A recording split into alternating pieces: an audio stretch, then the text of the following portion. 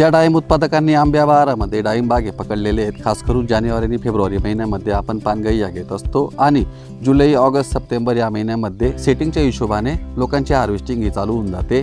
मागील एक ते दोन दिवसापासून श्री जगन काका म्हणजे अशोक भाऊ आणि रमेश भाऊ पाटील यांचे वडील आणि मागच्या 2 दिवसापासून मार्केटला हे जाते। आपण आपला माल हा मार्केटला गेल्यानंतर आपला माल बघण्यासाठी विविध वेगवेगळ्या भागातले शेतकरी हे मार्केटमध्ये जमतात।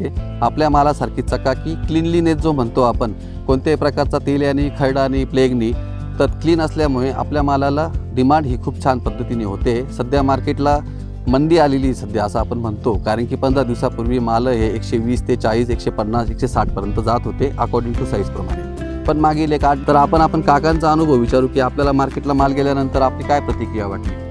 ते तेल्यानं आणि पिलक जास्त जे माल येऊ राहिला ओके। मार्केटला जवळजवळ 90% माल येतो। लोक काय म्हणतात ते शेतकरी आपला माल बघितल्यावर? ते म्हणते बा तुमचा हा माल बिघडला, एवढा सुपर माल कसं काय तुमचा आला? त्यांचं म्हणणं असं झालं का बा तुम्ही शेणे रात्र तर एवढा सुपर माल नंतर एवढा सुपर माल येऊ शकत नाही। पाऊस तेवढा आमच्याकडं पूर्ण तेल्या पिले पूर्ण मालावर खडे आले पुरे बागाला माल। एक्झॅक्टली बरोबर आहे। चालू वर्षी आपण जर बघितलं पूर्ण पृथ्वीचं टेम्परेचर हे 1.5 डिग्री सेल्सिअसने वाढल्यामुळे आपल्याकडे जो दरवर्षी जून महिन्यामध्ये पाऊस यायचा तो आता मे महिन्यामध्ये मागील 1 ते 2 वर्षापासून सुरुवात झालेली आहे। चालू वर्षी मे महिन्यामध्ये कम्प्लिटली 17 दिवस पाऊस पडल्यामुळे काय झालं की तेल्या हा प्रचंड मोठ्या प्रमाणामध्ये वाढला।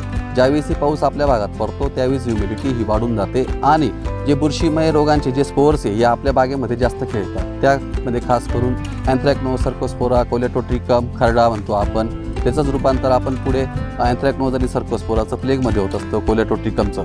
तर विविध प्रकारच्या फंगसचा अटॅक प्रादुर्भाव हा मोठ्या प्रमाणात झाल्यामुळे महाराष्ट्रामध्ये खास करून ज्या जिल्ह्यांमध्ये डाळिंब हे पिकवलं जातं, खास करून सोलापूर, पुणे, बारामती, इंदापूर, संभाजीनगर, जळगावमध्ये काही तालुके आपण म्हणतो, खास करून काही तालुक्यांमध्ये बी चाळीसगाव तालुक्यामध्ये आपली ही जी पंचक्रोशी आहे या पंचक्रोशीमध्ये पाटणादेवी, शिंदी हे दोघं तिघं जे गावं आहेत या भागामध्ये प्रगतिशील शेतकरी राहतात आणि मागच्या 10 ते 15 वर्षापासून डाळिंब, शेवगा, पपई आणि वेगवेगळ्या पिकांची शेती करत असताना डाळिंब या पिकामधून मोठा आर्थिक फायदा आपल्या या भागातील पंचक्रोशीतील लोकांचा झालेला आहे। झाडामध्ये साईज चांगली मिळाली आपल्याला, फळांची साईज आपल्याला 450 ग्रॅम 500 ग्रॅमपर्यंत मिळाली। एकसारखी साईज, एकसारखा कलर आणि मागच्या 8 ते 10 दिवसापासून हा माल तयार झालेला आहे आणि मालाची शुगर पण ही आपल्याला चांगली उतरलेली दिसते। तर मी शेतकरी बांधवांना सूचित करेल की आपण डाळिंबाची विविध बहार पकडत असताना आपण श्रेष्ठ बहारामध्ये काम करणं गरजेचं आहे। श्री बायोच्या माध्यमातून आपण श्रेष्ठ बहाराच्या वेळेस आणि ज्यावेळेस शेतकरी बहार पकडत असतात किंवा सेटिंग झाल्यानंतर डोसेस हे टाकत असतात,